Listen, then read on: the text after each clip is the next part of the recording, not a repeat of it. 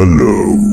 Today we will hear the mysterious case of Flight MH370. Put your headphones on, turn off the lights, and prepare yourself, because tonight we enter the darkness of one of the greatest mysteries in aviation history.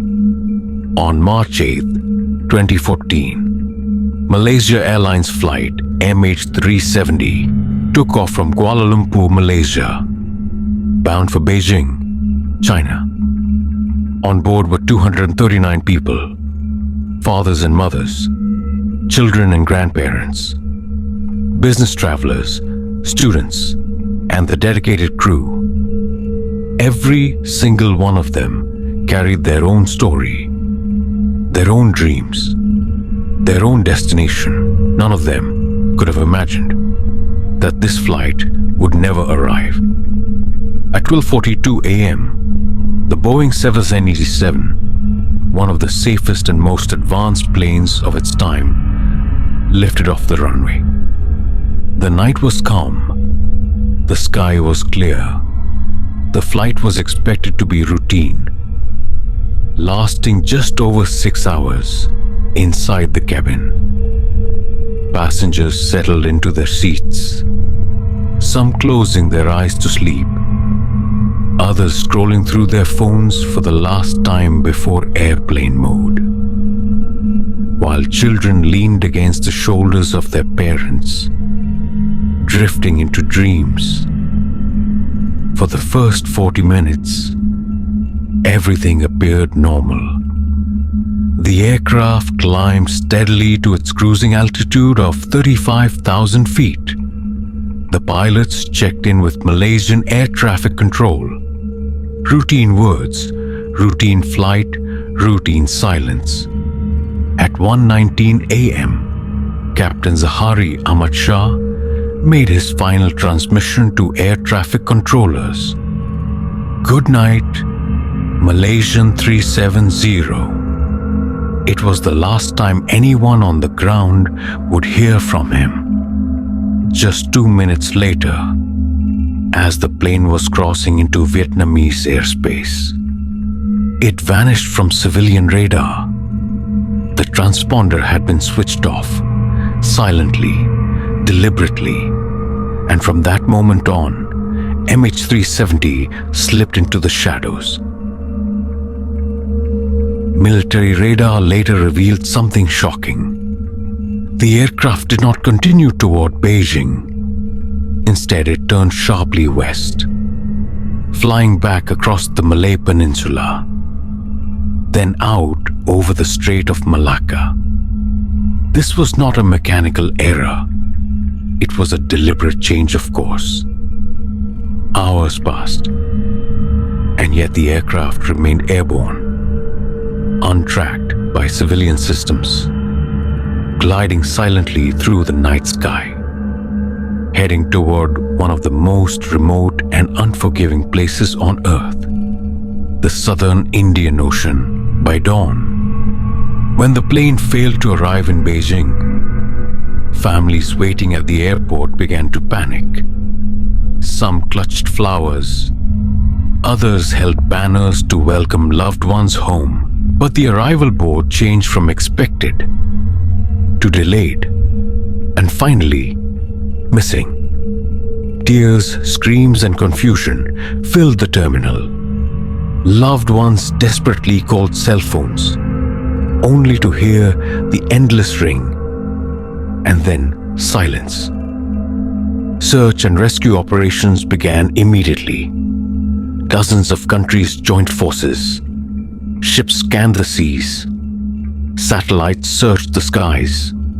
Planes swept across the waters, looking for any trace. But MH370 had vanished, as if swallowed by the earth itself. Theories began to spread. Was it a sudden fire? A catastrophic systems failure? Or something far more sinister? Investigators turned to the pilots. Captain Zahari Ahmad Shah was experienced, calm, with more than 18,000 hours of flying. Could he have deliberately taken the plane off course? Some believed so.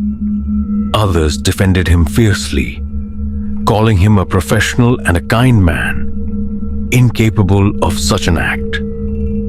The co-pilot, Fariq Abdul Hamid, was only 27 years old, flying one of his first long-haul flights on the Boeing 737. Young, ambitious, and eager to learn. Could he have made a mistake? Or was he also a victim, trapped in whatever unfolded that night? As days turned into weeks, and weeks into months, the search became one of the largest in history. Yet the ocean gave nothing back. Then slowly, fragments began to appear. A flaperon washed ashore on Réunion Island. Other pieces were later found on the coasts of Madagascar, Mozambique, and Tanzania. They were undeniably from MH370. And yet, they were only fragments. The main wreckage and the black boxes remained lost. Without them, the truth was unreachable, and so, the theories grew darker. Some believed the plane was hijacked, that it was forced to land secretly, perhaps in a remote airfield, perhaps destroyed deliberately. Others believe it was an act of the captain, who carefully planned the disappearance, cutting off all communication, flying into the most desolate part of the ocean, and ending the flight in silence.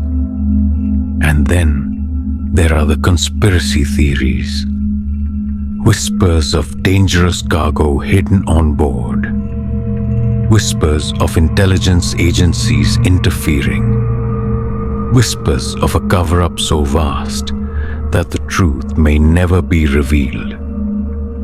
For the families, the years have been a torment. Parents waiting for children who never came home. Children growing up without mothers or fathers. Husbands and wives caught between grief and hope. Unable to move forward because without proof, there is no closure. Imagine the silence inside the cabin that night. The passengers unaware of what was to come.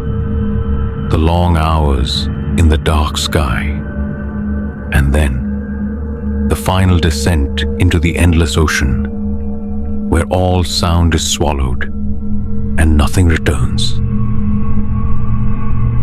To this day, the disappearance of Flight MH370 remains one of the greatest mysteries in aviation. Search efforts have mapped huge sections of the ocean floor. Billions of dollars have been spent, and yet, the wreckage still lies hidden.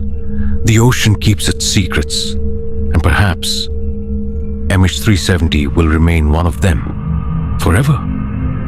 But for some, hope still burns. Hope that one day, the black boxes will be recovered. Hope that one day, the final moments of the flight will be revealed. Hope that one day, the families will finally know what happened on that silent night in March 2014. Until then, the vanishing of Flight MH370 continues to haunt the world. A chilling reminder that even in an age of satellites, radar, and advanced technology, an entire aircraft carrying 239 souls can still simply disappear.